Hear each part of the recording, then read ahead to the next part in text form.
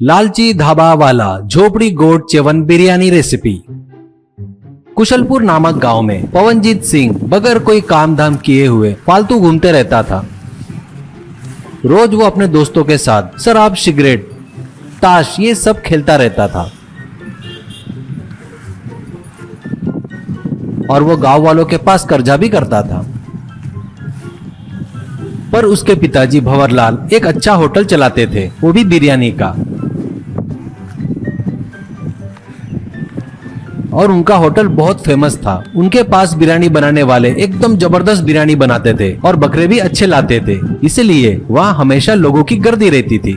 ऐसे ही एक दिन उसके बच्चे के कारनामे के बारे में जानकर उसे बुलाकर भंवरलाल कहता है, क्या रे घर के पैसे सब उड़ा दिया क्या? पवन, घर के पैसे मैंने हाथ भी नहीं लगाए, मैं अपने खर्चे लायक खुद कमा रहा हूँ, ऐसा कहता है। तभी उसकी माँ वहाँ आती है और माँ वसुंधरा कहती है, क्या बोला रे बेवकूफ, शर्म आनी चाहिए तेरे को झूठ बोलते वक्त। मैं एक एक रुपए कर जो पैसे छुपाए थे वहाँ पे एक भी पैसा नहीं बचा, पूरा खर्च कर दिया तूने। भंवर, घर में तेरे पैसे उड़ा रहा है और गांव में मेरी इज्जत उड़ा रहा है। ये जिधर देखो उधर गांव में इसके और इसके दोस्तों के बारे में बात कर रहे हैं, देखो। और मैं अभी से बर्दाश्त नहीं कर सकता, कहीं न कहीं इसे भेजना ही पड़ेगा। तभी पवन, अरे देखो पिताजी, आप ऐसा सोच रहे हैं तो इसलिए बता रहा हूँ, मुझे फॉरेन भेज दो। बढ़िया एक आधा अमीर लड़की से प्यार करके वहाँ सेटल हो जाता मैं, और वहाँ इलेक्शन में खड़ा होकर वहाँ का प्रेसिडेंट भी बन जाऊंगा। उसके बाद मेरा रास्ता मैं ही देख लूंगा, ऐसा कहता है। भंवर, क्या बोला बेटा? अपना थोबड़ा देखा क्या? फॉरेन जाएगा क्या? वहाँ का प्रेसिडेंट बनेगा क्या? अरे तुझे पता है क्या, प्रेसिडेंट बनने वाला लोकल चाहिए। ये भी कॉमन सेंस नहीं है क्या तुझ में? चुपचाप आकर अपने होटल में काम संभाल ले,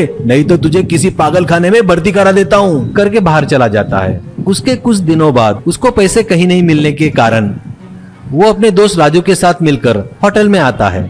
उसे देखकर भंवर, क्यों रे तू ही बोझ है? बोले तो तेरे को एक चमचा भी होना क्या साथ में? देख, मैं एक हफ्ता यहाँ नहीं रहूंगा, अपने मास्टर से अच्छे से काम सीख ले। अगले 6 महीने में तू ही मटन बिरयानी बनाने को होना, समझ में आया? कहकर चला गया। उसके बाद खाना बनाने वाले मास्टर के पास पवन आता है और कहता है, देखो मास्टर, अपनी बिरयानी यहाँ ही नहीं आसपास के पड़ोस गांव में भी बहुत फेमस है, ये तो मुझे पता है। पर एक बात बता, बनाने वाले तेरे को कुछ नहीं मिला और मेरे लिए कुछ बचा ही नहीं, सब कुछ उस बुड्ढे के जेब में गया, ऐसा कहता है। इसीलिए ये हफ्ते भर अपने होटल के पीछे बगीचे में एक सेटअप लगाता हूँ ताश खेलने के लिए, और उनके पीने के लिए शराब भी अपन ही ला कर देंगे। बढ़िया शराब, ताश और बिरयानी आकर उनके पास से जमकर पैसा लूटेंगे। आया हुआ पैसा अपन दोनों आपस में बांट लेंगे, क्या बोलता है बोल? वो मास्टर लालच में आकर हाँ कहता है।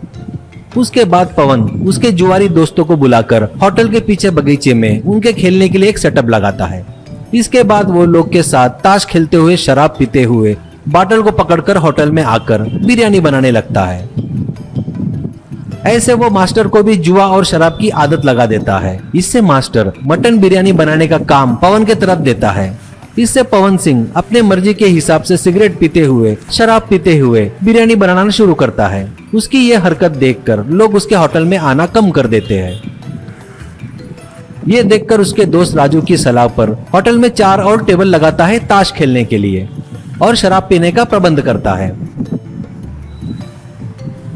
अब लोग भी आकर वहाँ जुआ खेलते और दारू पीने लगे। ऐसे हफ्ते भर बाद भंवरलाल गांव में अपने होटल में आता है और वहाँ होटल न होकर ताश का खेल चलता देख वो चौंक जाता है। तभी पिताजी को देखकर पवनजीत, अरे पिताजी, चिंता मत करो पिताजी, अपने होटल को बार एंड ताश का क्लब बना दिया है मैंने। कितना बड़ा हो गया हूँ मैं, देखो पिताजी। बिरयानी में जितना कमाते थे ना, उससे कहीं ज्यादा कमा रहे हैं पिताजी। आइए आप भी आइए, अपने मास्टर के साथ एक बियर पीकर 2 हाथ ताश के खेल लो। आओ पिताजी आओ, ऐसा कहता है। भंवर, क्या रे अच्छे से कुछ सीखेगा, जिम्मेदारी आएगी करके एक हफ्ता तेरे हाथ में होटल दिया तो पूरा बर्बाद कर दिया तूने। अच्छे खासे मास्टर को शराब और ताश की आदत लगा दिया। इतना ही नहीं, अपने पिताजी को बियर पीकर 2 ताश के हाथ खेलने को बोलता क्या? दलिंदर कहीं के, कौन सी जिंदगी में कौन सा पाप किया कि तू पैदा हुआ दरिंदे कहीं के? रुक, तुझे बताता मैं, आजा तू, आज तू गया समझ ले बेटा, बोल के वहाँ रखी लाठी से पवन को जमकर पीटता है। उसे ही नहीं,